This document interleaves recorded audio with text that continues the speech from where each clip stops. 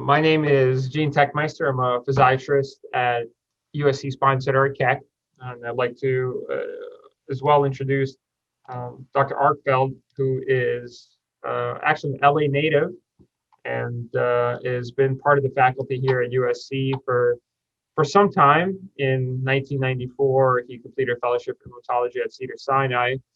Prior to his current administrative position as the director of rheumatology education, he was the chief of rheumatology at LA County USC, and major areas of interest do include rheumatoid arthritis, fibromyalgia, osteoporosis, and osteoarthritis. And I'd just like to have a very warm welcome to Dr. Arkfeld and a heartfelt appreciation for taking the time out to spend this evening with us and hopefully educating you on some rheumatological issues as how they tie into spine care. We'll start off by um, a little bit of an introduction to uh, what is the USC Spine Center, and get my presentation going here. Um, this is the staff of the USC Spine Center. Of notable, in no particular importance, is Dr. Liu and Dr. Wang, who are the co-directors. Dr. Ornelas, who's the medical spine chief, and just a shout out to David Chang, who is another physiatrist such as myself, and was named Spine Line's 20 under 40 for NAS for last year, and I'd like to congratulate him on that honor. Part of what you see at the Spine Center is this multidisciplinary approach. We try to provide solutions for real-world problems in the very complex clinical scenarios that is associated with both a surgical and a non-surgical approach, and we have the tools to be able to do that. We have orthopedic spine surgeons, neurologic spine surgeons, rehabilitation physicians, and we have a close tie to the physical therapy department at Keck, and some great therapists, as well as a residency and a fellowship program there as well. We are all individuals, both as physicians and patients, so it is incredibly vital to make sure that we treat each patient unique based on their specific needs, whether that be in spine surgery, in any level that is mentioned, or interventional spine care, which is the non-surgical, which is my specialty, and Dr. Ornelas is pictured here, which is a non-operative approach to treating spine conditions, whether that's medical management, interventional procedures, and other activities that can maybe manipulate the symptoms in order for functional improvement to be gained. Spine specialists use the most advanced technology, evidence-based treatment plans in order to facilitate the development of the best possible treatment plan.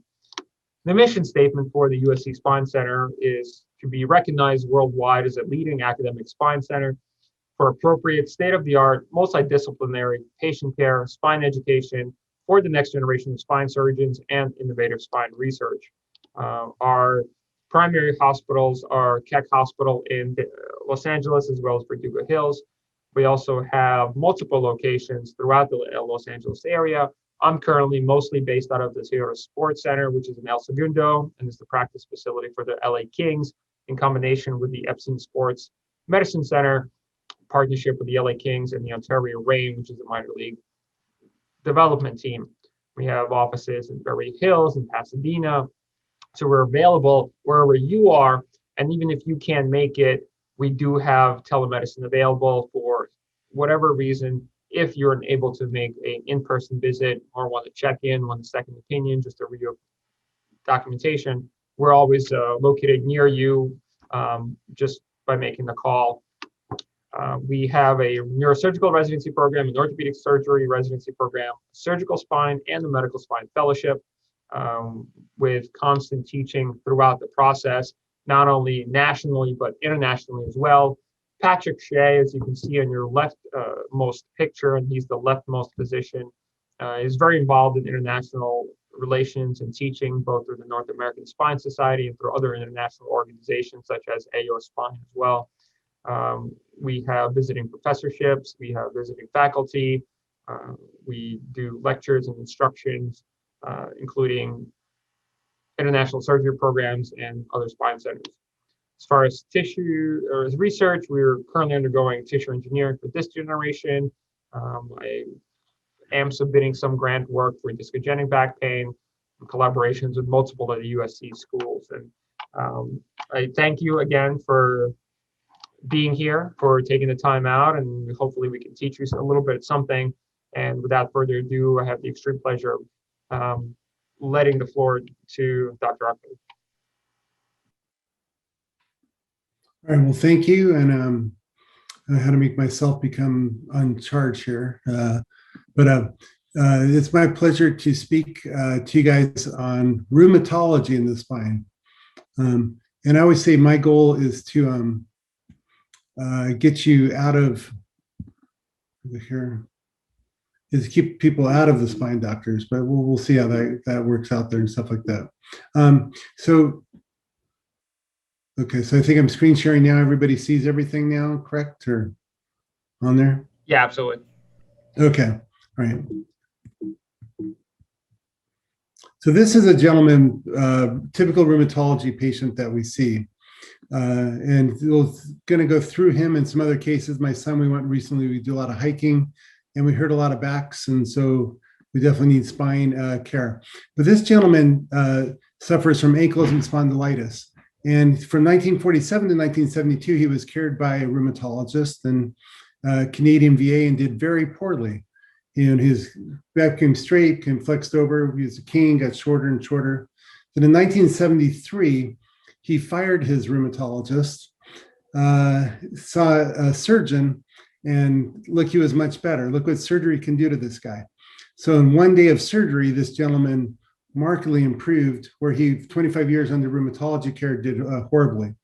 And the surgery he had actually was bilateral hip replacements because his spine is fused, but he developed a secondary arthritis of his hips on there. Unfortunately, there's no more pictures because he was walking and got hit by a car accidentally on there. So, so no more follow-up care on him, but he was able to regain some of his independence for at least a while here. Now, what we're like to talk initially about spondyloarthritis, and then I'll go through some other cases as well, and then end with fibromyalgia. Classically, we think of spondyloarthritis as different groups of ankylosing spondylitis, reactive arthritis, psoriatic arthritis, and such.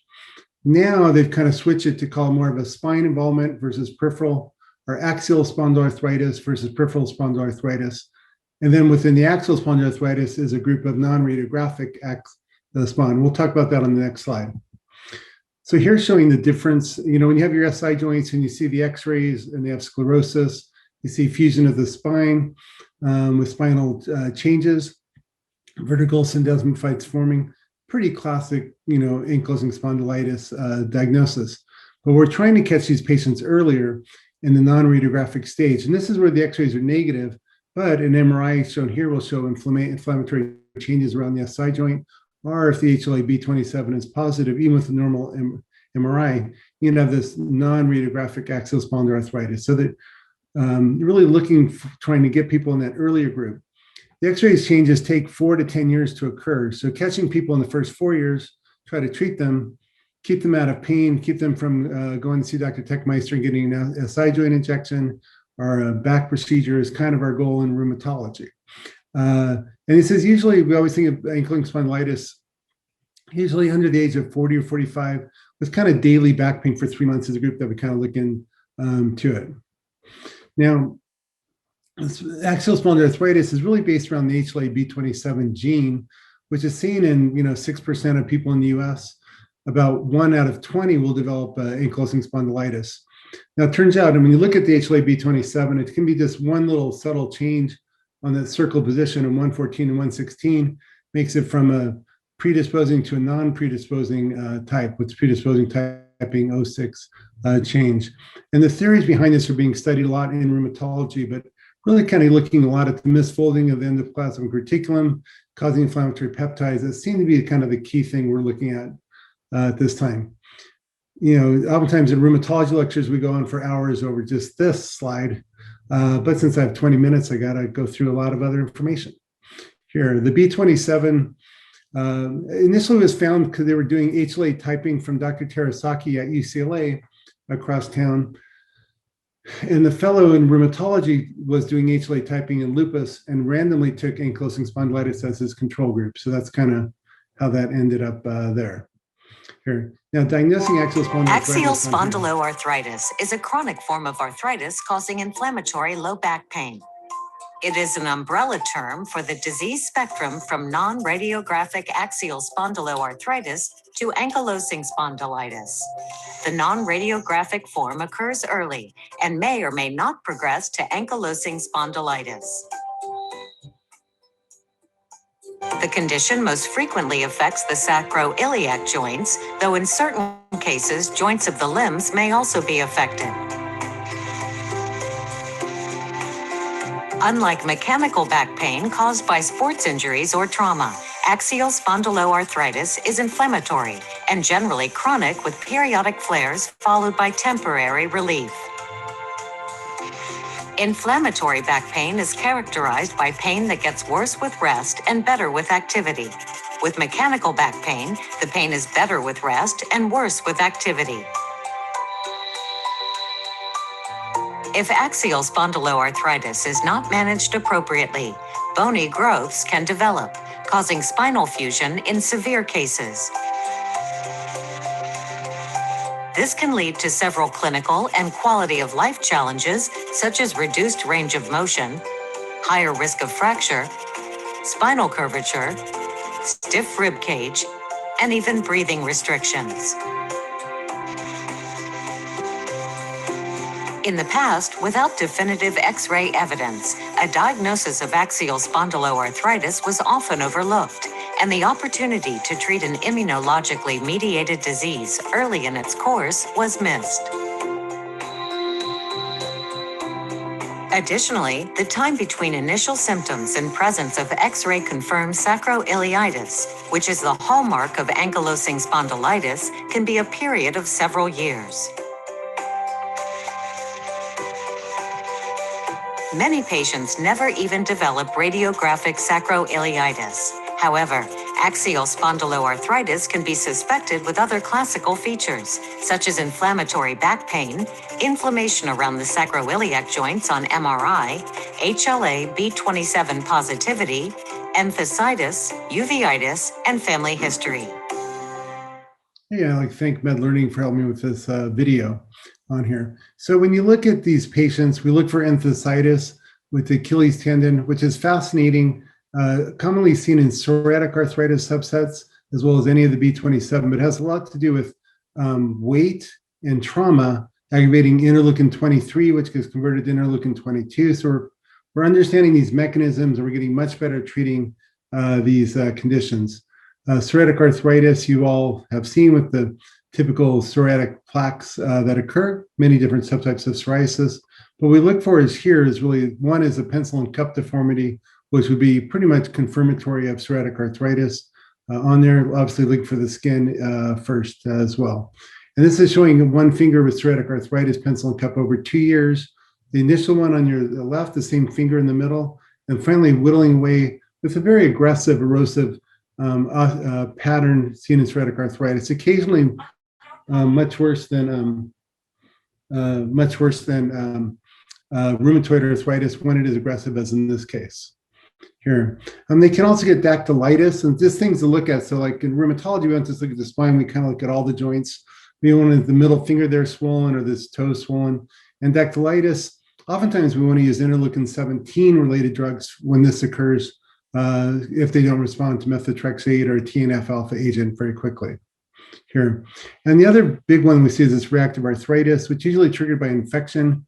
In the world, it's a GI infection causing it. In the US, sometimes it's chlamydia infection, but they get a combination of eye, skin, and foot problems with balanitis or ulcerations. And this is an example of keratoderma blenorogica occurring on the feet. And we do see this periodically. The incidence of this is about 1 in 20,000 per year.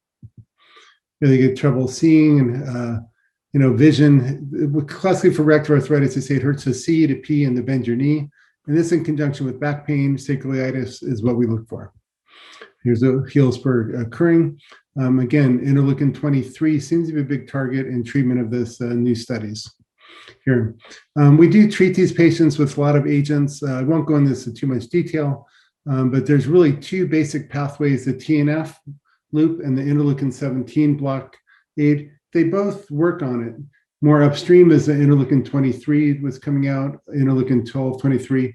We're having so much fun in rheumatology with all these different targets. It's actually very cool.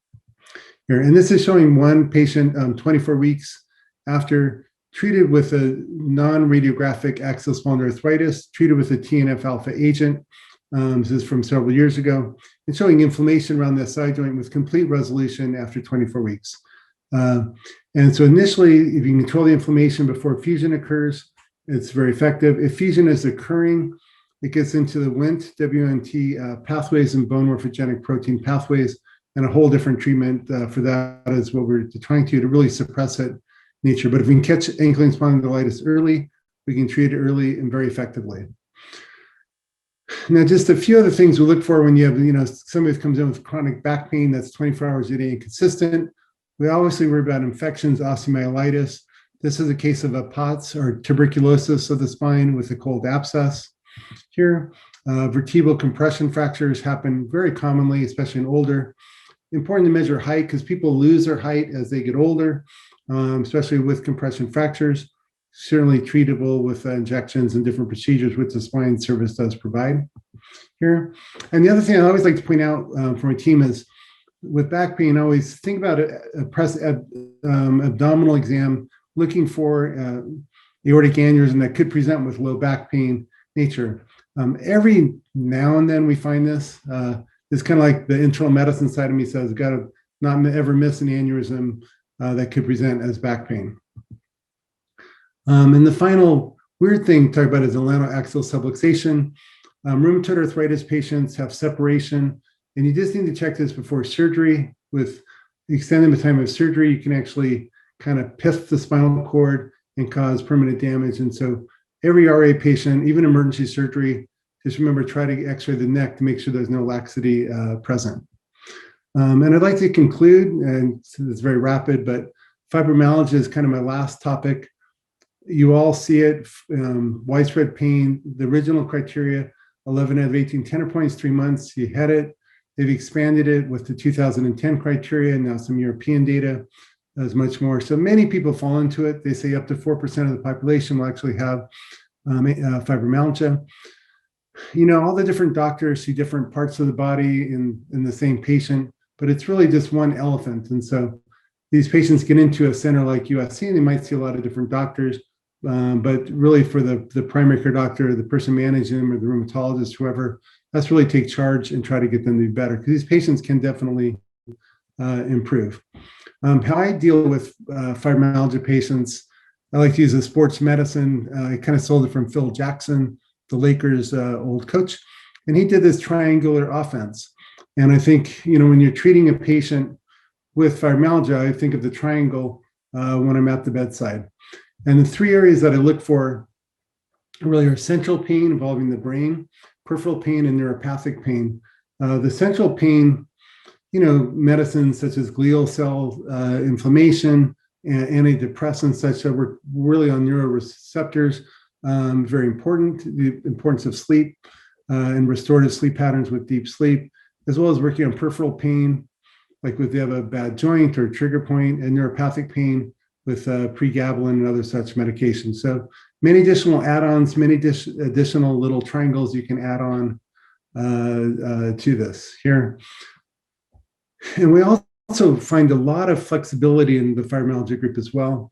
If they're really severe, like this patient, and they have the Baton's criteria, 5 out of 9 or more, they can fall into an Ehlers-Danlos syndrome. But hypermobility, very common in the fibro patients. And I say always look for that, which really puts you to more of a rehab and strengthening type program here. And in your older patients with fibromyalgia, if they're over 60, new onset fibromyalgia, always think of polymyalgia rheumatica, proximal muscle weakness, stiffness, high SED rate, anemia, very typical things due to the interleukin-6 inflammatory pathways that are occurring. Think of PMR, older patients. Don't get burned by that. Try them on prednisone for a diagnostic and a therapeutic challenge. And if they progress, about 10% will develop temporal arteritis, and about 10% of them will go blind. You never really want to miss this. It's usually a tender scalp artery. But also got to remember, temporal arteritis can affect the whole aorta. We've seen it in many organs. A friend of mine had a patient who was discovered on a hysterectomy in a 50-year-old at time of surgery. So it can have varied and different vessels presentations. So I think this kind of ends my last minutes here that, when you just keep a lookout for rheumatological cases, I mean, you may see hundreds of back pain. Over 80% of people will get back pain at some time. Kind of look out for pain. If they have morning pain, it's better with exercise. They're young, it's daily pain. Think of inflammatory causes of back pain and research it out. When you find one, it's actually very cool and hopefully very rewarding to find them and actually try to prevent them. In our class, try to prevent them going down the spine surgery route, although many of them have to go that way. All right, and I think questions will be at the end, so I'll probably turn it over now back to Dr. Tekmyster for his presentation.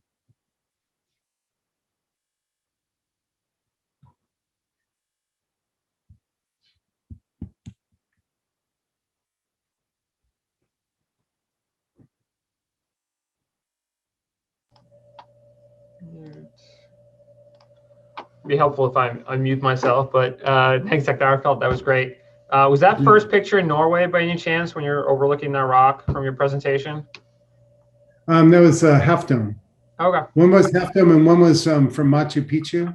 Okay. That was a We great climbed picture. Machu Picchu. It was interesting. We climbed this mountain last year and I got high altitude pulmonary edema, which was the second time that happened to me in my life. And I went back and looked at it. I should have been taking a calcium channel blocker, but I wasn't. When you treat yourself, the simple things you oftentimes mess up. And it was a very difficult climb, but we made it. So it was kind of cool. Well, I'm glad you made it back and able to join us give us a little bit of education here. I will change course a little bit, and obviously my specialty is spine, and I'm not a surgeon, but something that we often see, both myself and my surgical colleagues, is failed back surgery syndrome. And that's what we'll be focusing on for the next several minutes before we go ahead and take questions. For those of you joining us today, there's two ways you can ask a question. You can either raise your hand or there's a chat function and a Q&A, and I'll be taking a look at those after this talk in order for you to be able to address us in some conversation. So regarding my disclosures, non-relevant to this talk, I am going to mention Boston Scientific, but I'm only consulting for their Vertiflex band and no other products. And again, non-relevant to this talk. So what we're going to be talking about is failed back surgery syndrome. What it is, why does it occur, and who gets it, how do you evaluate it, treat it, and a little bit of a summary discussion at the end.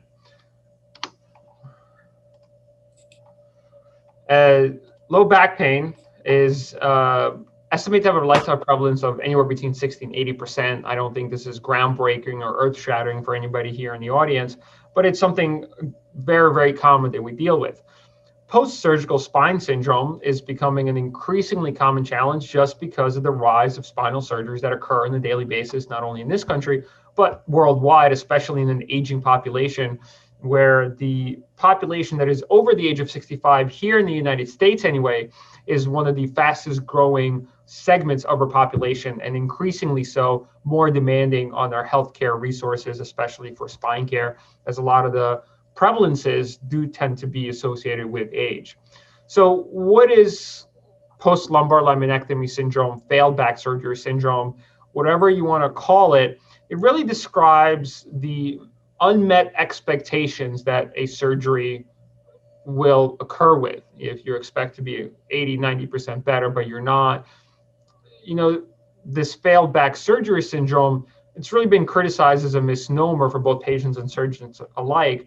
The qualifier fail does little to elucidate what the true entity and etiology is, and the diagnostic term post-surgical spine syndrome is maybe more accurately descriptive of the clinical entity. Post-laminectomy syndrome has also been utilized. I like the last definition here, which is a functional definition, being a physiatrist, really speaks dear to my heart, which is when outcomes of lumbar spine surgery do not meet the pre-surgical expectations of the patient and the surgeon. And one of the things I learned early on, and this is a shout out to my mentor, Mike Furman, is what we're really doing in spine care is managing expectations. Now, there are people that are going to be doing well with treatment, and there's certain factors that go into that, but there are others that no matter what will happen, they're going to have some residual symptoms, pain, discomfort. So the goal of treatment obviously is to improve function, make pain better, improve the quality of life of these patients, but you have to manage the expectations that they're not going to be 100%. They're not going to be perfect. We're going to make you be able to do what you need to do on a daily basis, but that may not be the same as it is now. On a personal note, I'm 40 years old and I can't get under a heavy barbell, which is something I enjoy very much as I used to. And I'm supplementing that activity with more body weight exercise in order to stay mobile and active as much as I can. So further background, between 1998 and 2008, we've had an increase of threefold the number of spine surgeries occurring in the United States, specifically in regards to fusion. We go from 70,000 to 110,000, and the total number of spine surgeries are exceeding 1 million, and this was 20-year ago data, which is out of date, and significantly more likely larger numbers see that today. The overall failure rate is somewhere between 10 and 40%. Now that's a big variability, and a lot of this information and this data comes from varied sources, so it's difficult to say, well, is it 10%, is it 40%? The mantra that I was taught, and this is not exactly perfectly correct, is the 50-30-20 rule, or 50% of patients from spine surgery get better, 30% don't really notice a difference, and there is worsening symptoms in 20%. So it depends how you define failed back surgery, where the prevalence is almost 50%, because there's 20% that get worse and 30% that don't get better. So it is something that is highly prevalent. Now, what is the problem? The problem is that repeat spinal surgery has diminishing returns. Every subsequent surgery, every subsequent intervention, you're going to get less and less of an effect from. And that is entirely true not only in spine surgery, but in epidural steroid injections. You may get great relief when the first one, years of improvement, an aggravation occurs, and all of a sudden pain is back. It's really unreal to expect that second epidural is going to be anywhere close to as in efficacy as the first. And the same true goes for intra-articular injections of steroid for the knee, the joint, and the hip joint and the shoulder joint. And the prevalence of patients with failed back surgery is really comparable to those with rheumatoid arthritis. However, failed back surgery and neuropathic pain do experience a much higher level of pain and a poor quality of life when you're talking about other rheumatologic, autoimmune, and inflammatory disorders. So what is failed back surgery? Well, we don't really know unless there's a really pathanatomic cause for it, and I'll go into some of those a little bit later, but we do have at least an agreement in the literature and some of the consensus statements that there is a preoperative cause, an operative cause, and a postoperative cause. And if you delineate those into each individual group, you're better able to treat and understand and recognize when it occurs, when you see it in your patient. So what are some of the preoperative factors? It's psychosocial, psychological, and both. Social was surgery-related factors include poor candidate selection, improper planning.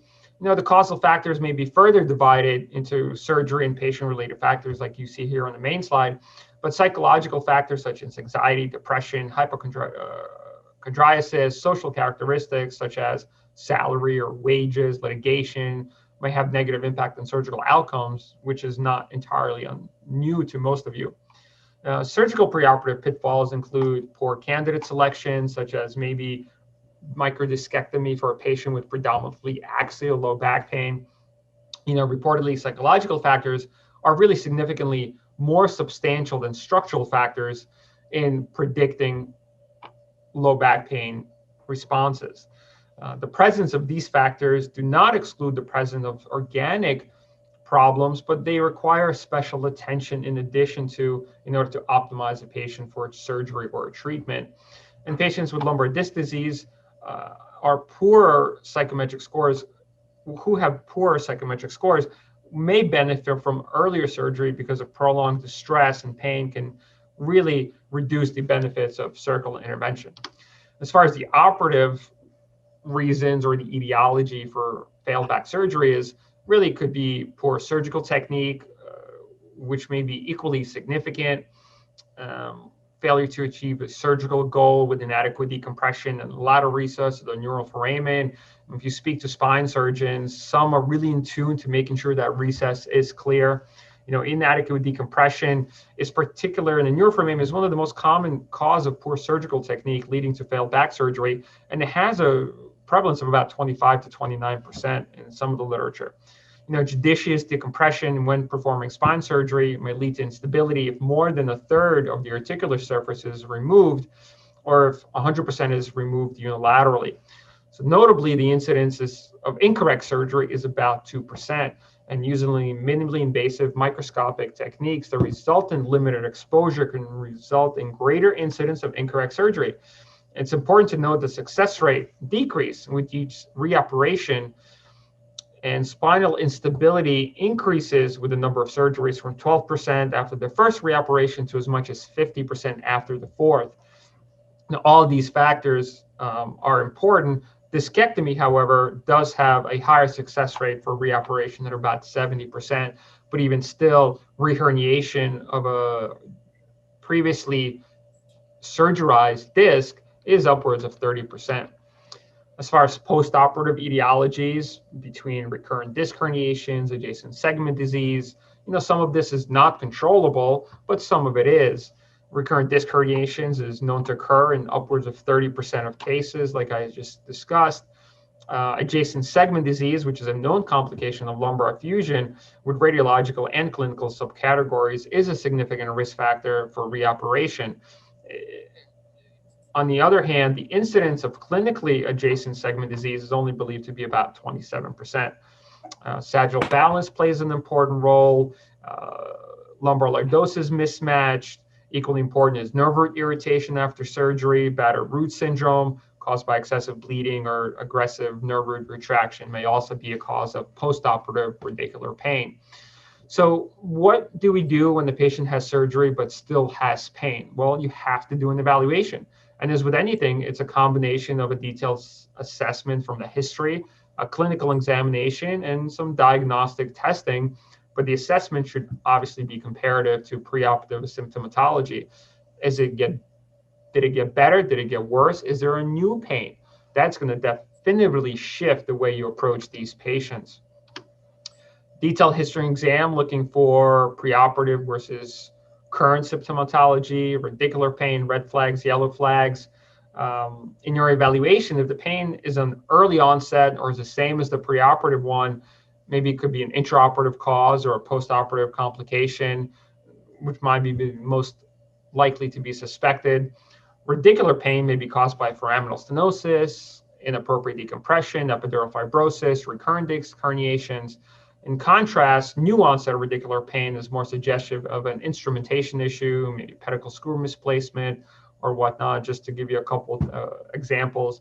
I did list the yellow flags here, which is the psychological stressors as part of the psychosocial model when you're dealing with back pain. But in general, your post-surgical and your non-surgical population red flags will include the onset of pain with a history of cancer, constitutional symptoms such as fever, chills, bladder bowel dysfunction, unexplained weight loss, recent bacterial infections, IV drug use, immune suppression, and pain that persists while lying supine. All of that can obviously infer a more sinister pathology. More diagnostic testing should really be focused on ruling out any easy causes that are fixed. Your infectious etiologies, dynamic x-rays and lateral x-rays to make sure that the alignment is appropriate, the hardware is in place. And gadolinium enhanced MRI is very helpful to differentiate between epidural fibrosis and recurrent herniation, and able to visualize any nerve root enhancement that may indicate a radicular origin of the patient's symptoms, be it not maybe radiating all the way down. Some other testing that we can undergo is CAT scan to look for quantity and quality of fusion. Is it a pseudoarthrosis? That is obviously better visualized in CAT scan. And then there's diagnostic interventional procedures, both from a therapeutic and diagnostic standpoint. Is it facet-mediated pain superior to the fusion level? Do you need a myelogram? Is a discography indicated? Not commonly performed, but discography can be performed in order to elucidate if it's a discogenic origin, maybe above or below the level of the fusion. So we have a diagnosis. Patient had back surgery, isn't doing any better. What are we going to do now? And that's really a multidisciplinary treatment plan. Just like everything else that's being performed, there's no one simple answer. It really is going to take a team to get some of these patients better, where the patient is an integral part of that team. We have to be able to guide the patient to be able to do what they need to do in order to make themselves better. And they have to be part of the decision-making process. And treatment really will depend surgical versus non-surgical. If there is a target for treatment, then if it's something that's definitively maybe able to be fixed by surgery, well, that may be the cause. And that's reserved for patients with a documented anatomic error pathology. Well, I'm not going to be talking about the surgical aspect of things. I will leave that up to my extraordinarily qualified surgical colleagues about reoperations and revisions and the difficulties associated with it. However, what if there is no pathoanatomic target for surgical intervention? What do we do then? Well, we have options like we do in virgin backs. We have oral analgesic medications, activity modifications, physical therapy, which is highly valuable. And we have interventional procedures, such as we discussed facet injections, medial branch blocks, maybe an epidural, and spinal cord stimulation. What I'm going to do is the tail end of this talk for the next couple of minutes is really going to focus on spinal cord stimulation, as that really has been shown to be one of the best indicated treatment options for patients that do have failed back surgery or post-laminectomy syndrome. Spinal cord stimulation does show and has significant benefit when you're talking about the failed back surgery population. And despite greater healthcare costs, it is associated with a gain in health-related quality of life with a significantly greater than conventional treatment. It is particularly effective as an adjunct in treating neuropathic, nociceptive, and radicular pain, and its primary indication for the longest time has been failed back surgery. Spinal cord stimulator are implanted percutaneously or via paddle lead, which is done with an incision and a small laminectomy to place a paddle, which looks like just a large sticker on top of the dura to send the electrical signals into the spinal canal. I'm not going to be getting into the details of spinal cord stimulation, the pathology, how it works, just a little overview of what it is and how it is associated and how we can use it to help patients that do have failed back surgery syndrome. Pardon me, my motion detector light just went off. There's an external remote, there's different systems out there with rechargeable permanent batteries. So there is definitely options out there for most patients. The strongest evidence for long-term treatment for failed back surgery is for spinal cord stimulation, which has a favorable multiple level 1 randomized controlled studies that show that it is better than conventional management and reoperation alone. However, it is not a panacea. You can't do a stimulator, throw your hands up and say, this is the best you're going to be. That is absolutely the incorrect way of going about it. It has to be multimodal. Patients have to be taught, have to be educated on activity modifications, improving their activity strength, physical therapy, any other modalities that can be used to further lower the pain threshold. It's not going to cure everything, but if it can help, then that may be a better option in addition to everything else. Recent advances in spinal cord stimulation technology have allowed high frequency subparesthetic threshold, meaning the old stimulators or the older stimulators create a paresthetic response, meaning there's a little bit of a tingle that blocks the pain signal. But some of the newer technology just gets rid of the pain with a subthreshold, no paresthetic stimulation, which has really done well for both low back pain and lower extremity pain, and multiple technologies are out there that are able to do this. recent proprietary subthreshold paresthesia-free waveforms really have allowed for better anatomic coverage. And patients typically undergo neuromodulation with an external power source that is tested and trialed for 3 to 5 days. And if that's significant enough to cause functional improvement, then we go on into a permanent implant. And again, the permanent implant can be performed via a percutaneous route or a surgical route with a laminectomy and a paddle lead. In summary, we as clinicians may be better equipped to deal with failed back surgery when we know what the best evidence for treatment as far as therapeutic options. The weakest level of evidence is actually for medication management and reoperation, where the strongest level of management is a combination of interventional procedures such as spinal cord stimulator treatment and active exercise. Again, like I said, it's multimodal. There is no one thing that's going to make these people better. However, if you sprinkle a little this and a little bit of that, maybe you can make somebody functionally improved. And when they say sprinkle, it's usually my analogy when I talk to patients that how many recipes do you know that has only one ingredient? Well, most good recipes have multiple ingredients, and that's the way we have to think about spine care. There is no one single treatment that's going to work, but there's one that's going to work best. As an adjunct, you can add other treatments, and I'm a big proponent of active exercise because a body in motion will stay in motion. It's not only a law of physics, it's also a law of medicine and of spine care. Some newer spinal cord stimulation technologies are able to be better equipped in dealing with some of these symptoms. And you really have to go down the line as ruling out any possible definitive cause before going to the stimulator route, because it is a palliative treatment, it's not a curative treatment.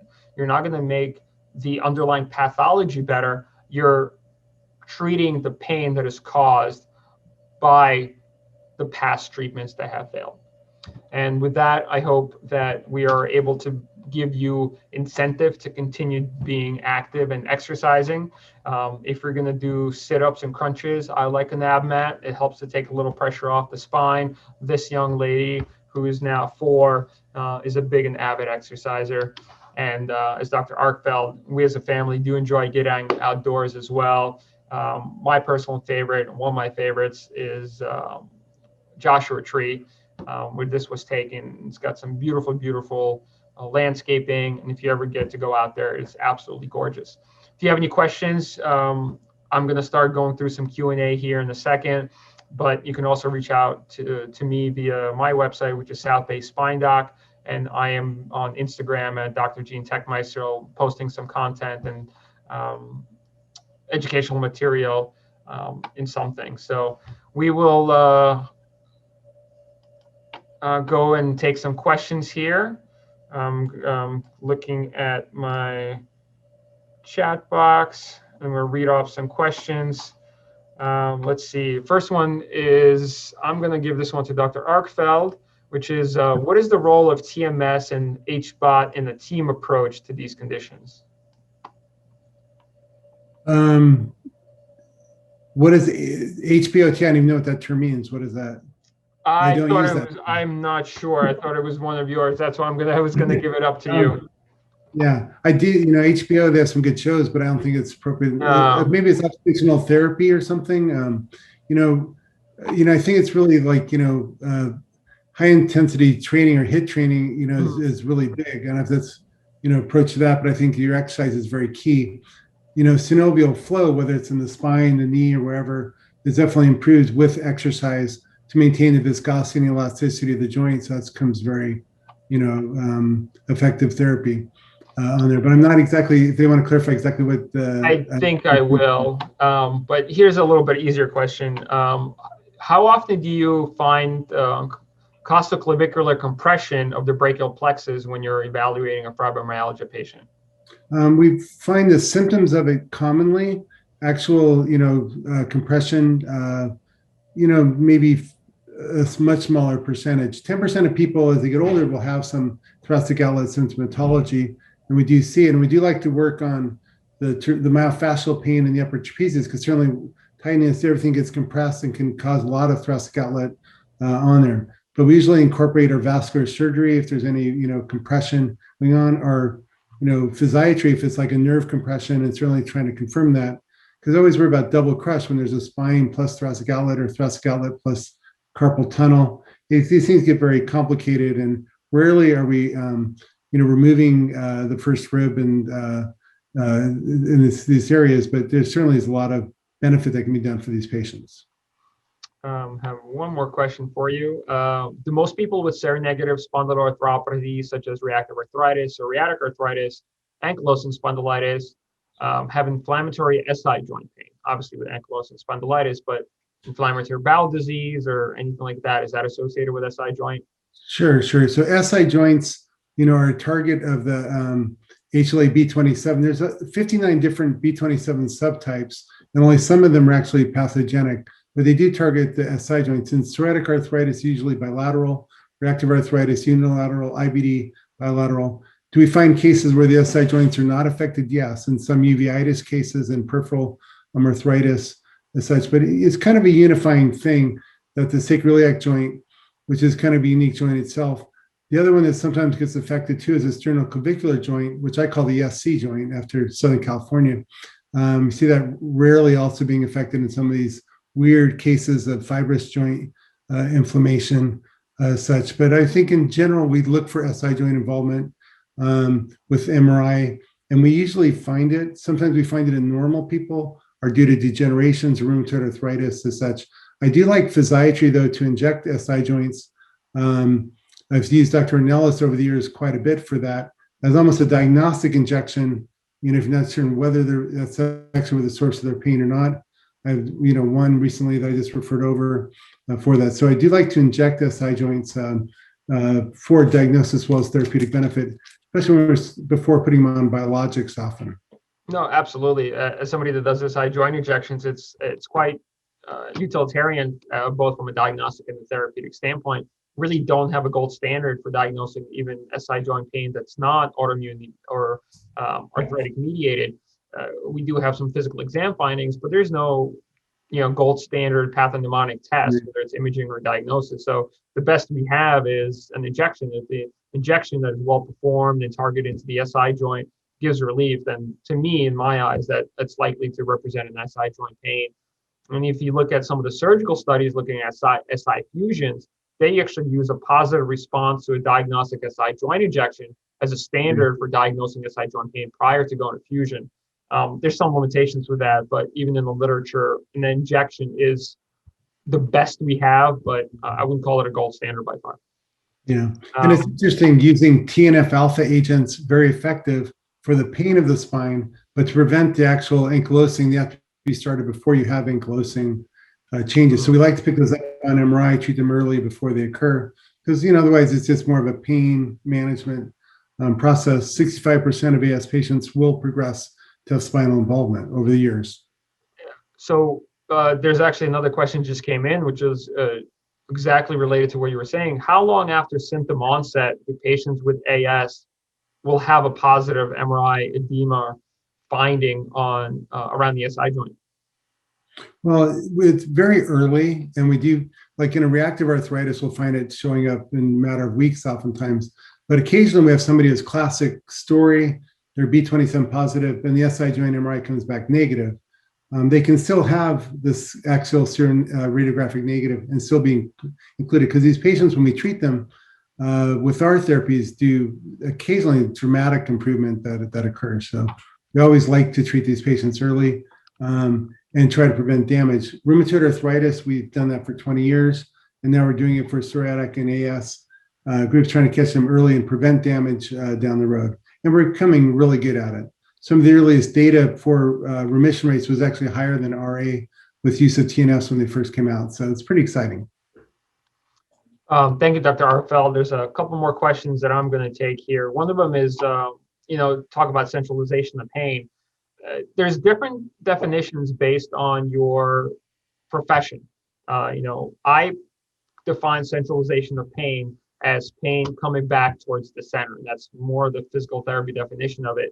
When you're having radicular symptoms, pain referring into the buttocks, into the thigh, the theory is by centralizing the symptoms, meaning the pain recedes from the extremities or the distal more into the proximal, it can infer that there's a healing response. And that's how I like to sort of think about decentralization.